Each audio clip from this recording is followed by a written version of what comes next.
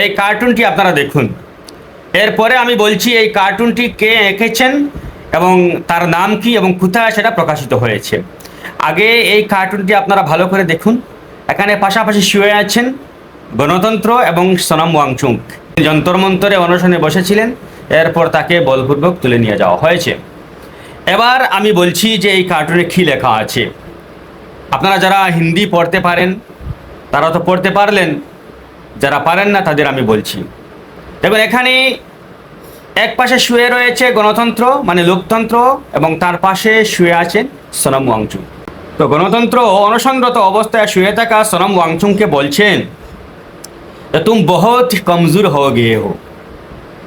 তার উত্তরে সোনাম ওয়াংচুক বলছেন তুম ভি মানে তুমিও অনেক দুর্বল হয়ে গেছো। গণতন্ত্র বলছে তুমি অনেক দুর্বল হয়ে গেছো, অনেক দুর্বল হয়ে পড়েছো।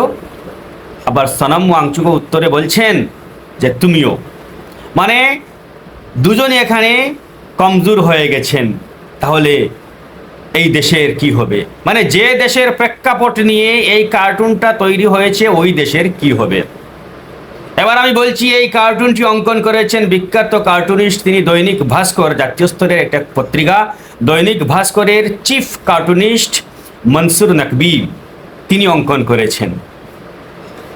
এই সোনাম ওয়াংচুকের যে ঘটনা, অনশন, তার কারণ ইত্যাদি অনেক কিছু বলে দেয়। এই যে কথোপকথন, 2 লাইনের এই যে ডায়লগ, এই যে কথোপকথন দুজনের মধ্যে, গণতন্ত্র এবং সোনাম ওয়াংচুকের মধ্যে, সেটা অনেক কিছু বলে দেয়। এটা আমাদের মনে করিয়ে দেয় ইতিহাসের কোনো এক রাজতন্ত্রের, কোনো এক একনায়কতন্ত্রের ঘটনা, যেখানে মুখ খোলাও নিষিদ্ধ। আবার দেখার বিষয় হলো এত হিম্মত কিভাবে হলো দৈনিক ভাস্করের। আমার জানা মতো এরকম অনেক কাগজ রয়েছে, যে সমস্ত কাগজে এরকম প্রতিষ্ঠান বিরোধী লেখালেখির কারণে তাদের অ্যাড বন্ধ করে দেওয়া হয়েছে। এবং আপনারা জানেন যে একটি দৈনিক কাগজ কিন্তু অ্যাডের টাকায় চলে। এখানকার কর্মচারী, তার যে খরচ রয়েছে সব কিছু কিন্তু অ্যাডের টাকার থেকে আসে, সরকারি যে অ্যাড রয়েছে সেই অ্যাড থেকে।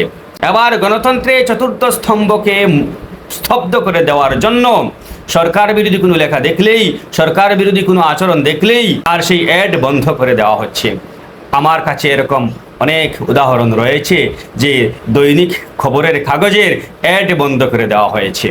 এই যে প্রতিহিংসার রাজনীতি, এই যে প্রতিহিংসা, এই যে মুখ বন্ধ করে দেওয়ার এই যে প্রসেস, এটা কিন্তু স্থায়ীভাবে গেঁথে থাকবে। সরকারের পতন ঘটবে, এটা একটা স্বাভাবিক কথা, একদিন না একদিন ঘটবে, কিন্তু এই যে ক্যারেক্টার গেঁথে দেওয়া হয়েছে সেই ক্যারেক্টার কিন্তু আগামী সরকারগুলোর মধ্যেও থাকবে।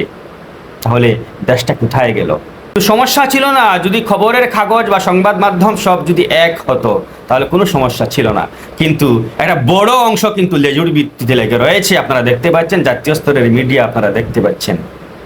সোনাম ওয়াংচুকের খবরগুলো আপনি পড়ুন, দেখুন তারা কি বলছে।